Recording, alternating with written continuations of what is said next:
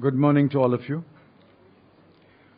On behalf of the Congress Party, I wish to address you and through you the people on the state of the economy. Since May 2006, when the BJP-led NDA government completed 4 years, thousands of words have been spoken and written about the economy. What matters to the overwhelming majority of the people is not those words, but how the management of the economy has affected their lives. Are their lives worse or better? Without making a long opening statement, let me list a few incontrovertible facts about the economy. 1. The RBI's Consumer Confidence Survey, May 2018, found that 48% of those surveyed felt that economic conditions had worsened in the last 12 months. The survey is unlikely to have covered the most backward parts of the country or the most deprived sections of the people. Therefore, the number of 48% will be actually higher. Farmers' despondency has turned into anger, and farmers have come to the streets to protest. The principal reasons are uneconomic prices for farm produce and stagnant wages of farm labor. For the few crops that have an MSP, the MSP is not adequate and the annual increases have been niggardly. Every farmer knows that the promise of MSP equals cost plus 50% is a jumla. 3. There is widespread anger about the artificially fixed prices of petrol, diesel and LPG. There is absolutely no reason why the prices should be higher today than what they were in May, June 2014. It is nothing but a case of fleecing the helpless consumer. 4. Joblessness is rampant. The only reliable data is a quarterly survey of the Labour Bureau. Those numbers reveal that a few thousand jobs are created or added every quarter. That is a far cry from the 2 crore jobs a year that was promised as part of Achhe Din. And I would like to ask, why has the Labour Bureau survey for October-December 2017 not been released? There is great ferment in campuses across the country because young men and women know that there will be no jobs when they graduate. So far, nobody has bought the innovative idea. A few months ago, there is a mild uptick and we keep our fingers crossed. The only tire that seems to be inflated is government expenditure. But here too, the government's options are getting limited because of the pressure on the current account deficit and the fiscal deficit. 6. The adverse effects of demonetization have been established beyond doubt. The growth rate has declined from 8.2% in 2015-16 to 6.7% in 2017-18. Exactly 1.5% as I had predicted and endorsed by Dr. Manmohan Singh. The Tamil Nadu government has officially acknowledged that 50,000 SME units were shut down in the state in 2017-18. 5 lakh jobs were lost and capital investment in the SME sector declined by 11,000 crore rupees. Exports from Tirupur declined from rupees 50,000 crore to rupees 36,000 crore in 2017-18.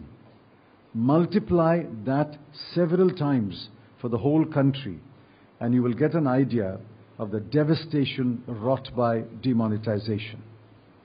7. A flawed GST continues to haunt trade and business. GSTR Form 2 for input tax credit and GSTR Form 3 for net tax liability have not been notified so far.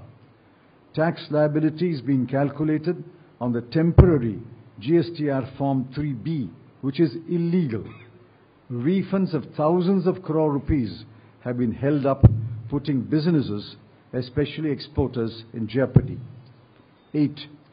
Gross NPAs have risen in the last 4 years from 2,63,000 crore to rupees 10,30,000 crore and will rise more. No bank is willing to lend a big ticket loan. Credit growth to industry in the last 4 years was 5.6, 2.7, -1.9 and 0.7%. The Banks Board Bureau, BBB, is an utter failure. Government cannot find the additional money to recapitalize banks. 9. Inflation is on the rise. Inflation expectations are high. No more proof is necessary than the hike in the repo rate a few days ago. Interest rates will rise, throwing more burden on consumers and producers. And 10. Social security laws and programs have been neglected. The Food Security Act has not been implemented. Maganrega is no longer demand-driven. Wage arrears have mounted. Crop insurance covers barely 30% of farmers. It is a windfall for insurers. Health protection scheme is another jumla. I think I shall stop here and take questions from you on the state of the economy. Then, Mr. Chidambaram, how are these global multilateral agencies listening to issues for the economy and including confidence, and if I may say overconfidence or is that economic confidence? Well, they've done that all the time. Just before the international financial crisis in 2008, these rating agencies rated all the big banks of US very high, and they collapsed. I don't think we should pay too much attention to the rating agencies. We should pay attention to what is actually happening on the ground in India. How far do you think the subdued world economy is partially responsible for India's economic performance? To some extent, yes. But the US is doing very well. Several countries in Europe have had reasonably good growth. Our trade relations is largely with the US and Europe. So I don't think the situation in the world economy is affecting India. What is affecting India is our own policy blunders, our own reckless decisions, and our own administrative incompetence. Sir, you said that 50,000 SMEs are closed down. Is it due to demonstration onwards? Is some state or certain policy? No, the legislature, they admitted that in 2017-18, 50,000 units were closed down. Demonetization happened on November 8, 2016, towards the end of 16-17. And then the impact was felt in 2017-18. If you compare the number of units that were functioning in the previous year and the number of units that were functioning in 2017-18, according to recorded numbers, there is a loss of 50,000 units. So the main reason was demonetization. The subsidiary reason may have been the flawed GST. Another data that suggests that the currency has crossed 19.3 lakh crore back to the situation what it was before. What is surprising?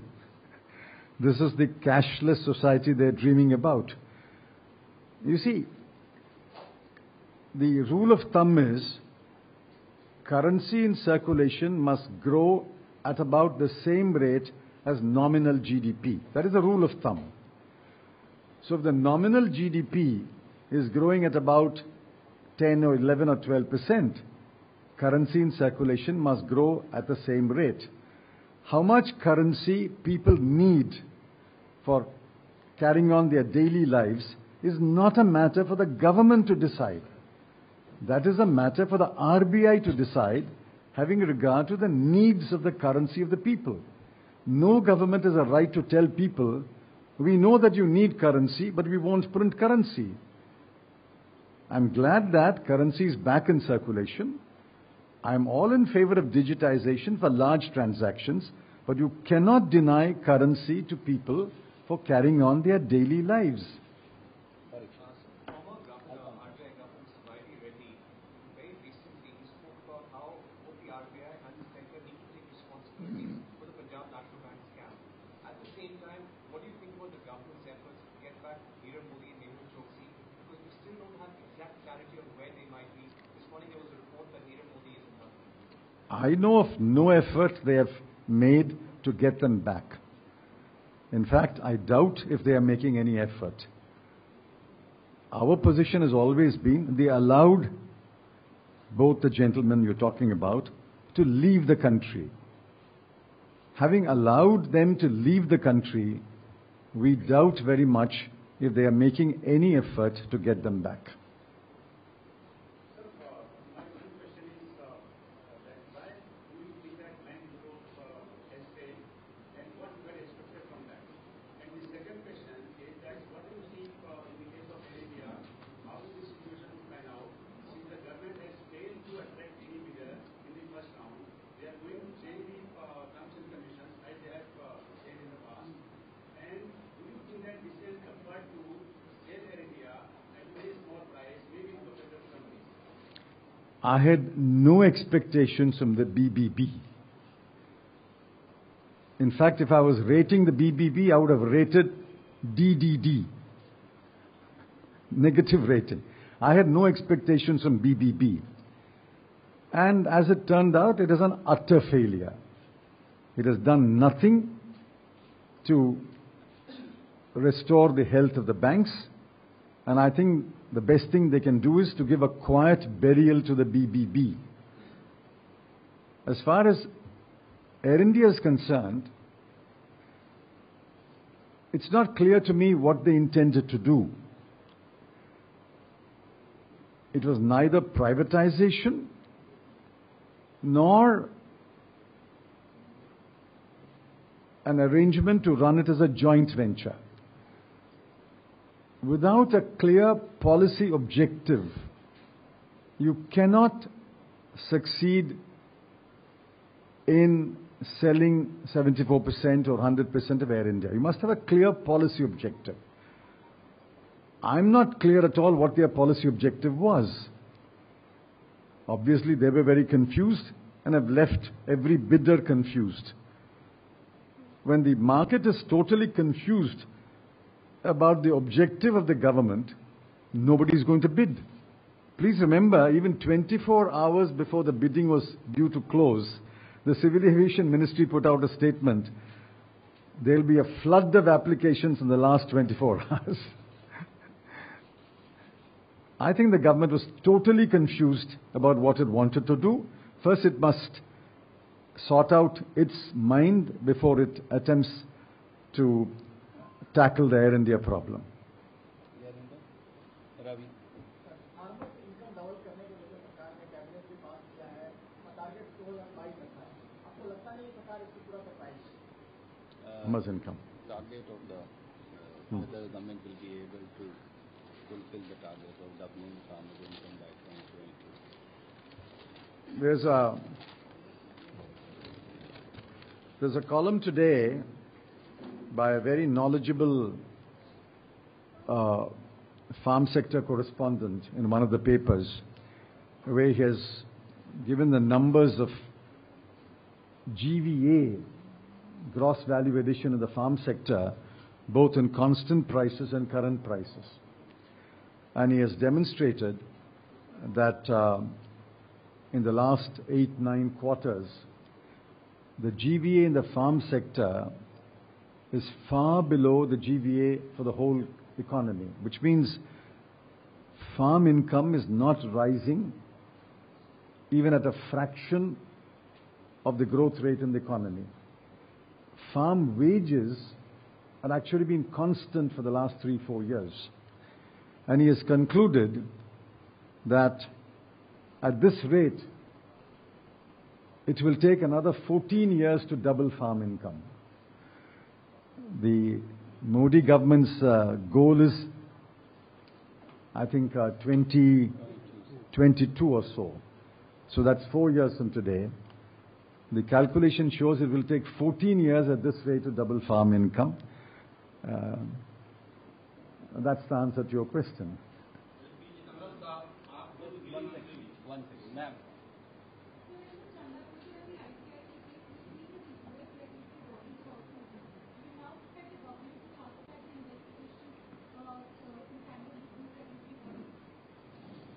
Well, I am not aware of the details of the ICICI Bank case.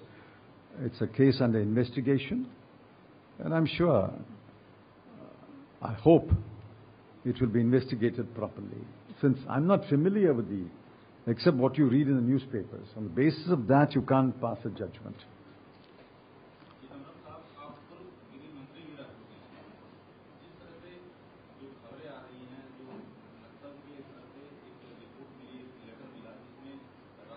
No, let's complete the economy first.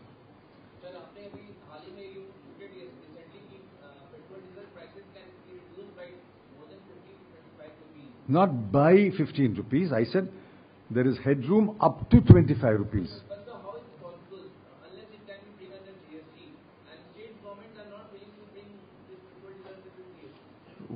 Why should the government of India pass the buck to the state government?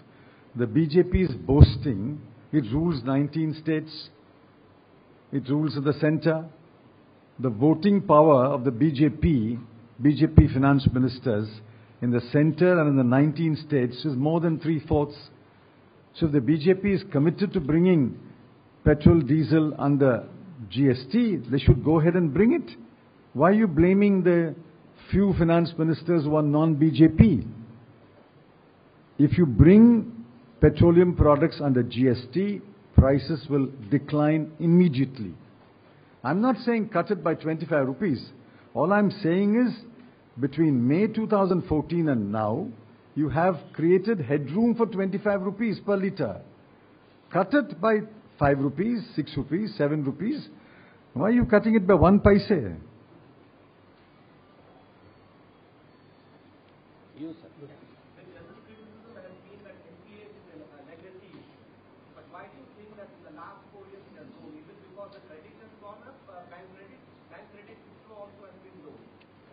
Let me ask you a counter question. Why do you think it is a legacy issue? I asked this question in Parliament.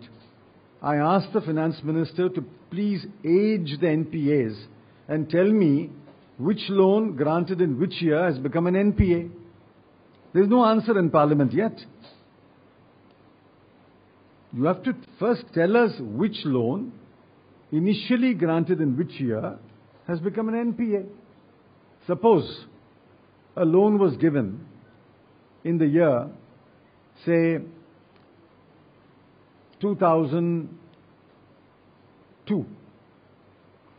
And the loan was a performing loan for a few years. Then it becomes NPA because the economy has declined or the market conditions have become bad or whatever reason. Now, will you then blame the government in 2002 for giving the loan? Then you should blame Mr. Vajpayee's government. Unless you tell me which loan, when did it become NPA and why did it become an NPA? You can't come to the conclusion this is a legacy issue. In fact, in that sense, every issue in this country is a legacy issue. You can always go back. Last question, there.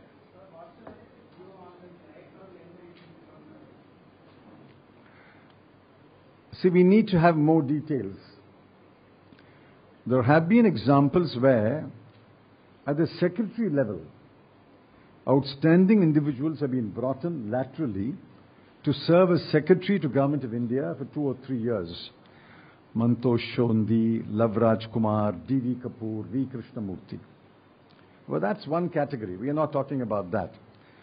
We are talking about bringing people at the joint secretary level in ministries where policy is being made. We need to know more. We will have a number of questions.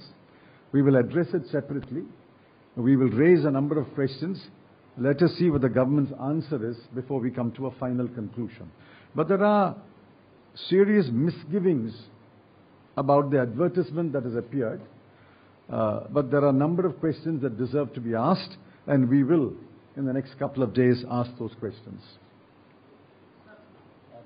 Chidambaram साहब, आप जरूर उस news report को देखा होगा आपने। एक चिट्ठी आई है नक्सल की जिसमें कहा गया है कि प्रधानमंत्री के ऊपर उसी तरह का हमला हो सकता है जैसा राजीव गांधी के ऊपर हुआ था। इस मसले को लेकर के शरद पवार ने कहा है कि सिर्फ सहानुभूति बटोरने की बात हो सकती है, इस तरह का कोई बात है नहीं। आपका क्या मानना है? पूर्व गृहमंत्री ने इस तरह की चिट्ठियों को Sharad Pawar said? Sharad Pawar basically said that this could be just a way to. You see, Atwale said that what Yeah, is yeah. wrong. Is a union. You see, one of the ministers in the government has said that he knows some of them, Elga Parishad or something, and they have nothing to do with the Maoists. So I don't think you should take all these unverified letters as though they are official documents put out in the Gazette of India. I mean, such letters will float around. It's the business of the government to offer and provide complete protection to the Prime Minister of India. It is the business of the government to do that. So let the government take whatever measures it has to take to provide complete, foolproof protection to the security of the Prime Minister of India. We are all interested in the security of the Prime Minister of India. Thank you, sir. Thank you very much. No. complaint against media groups like Surya Oh, but I've all right. That was the last question. I'm sorry. I've tweeted yesterday. A media group is holding a open forum. People come and speak in their forum. There are some protests from the audience. But how do you then launch a case against the media group? This is trying to strangle the voice of the media. I've already condemned it on behalf of my party. Thank you.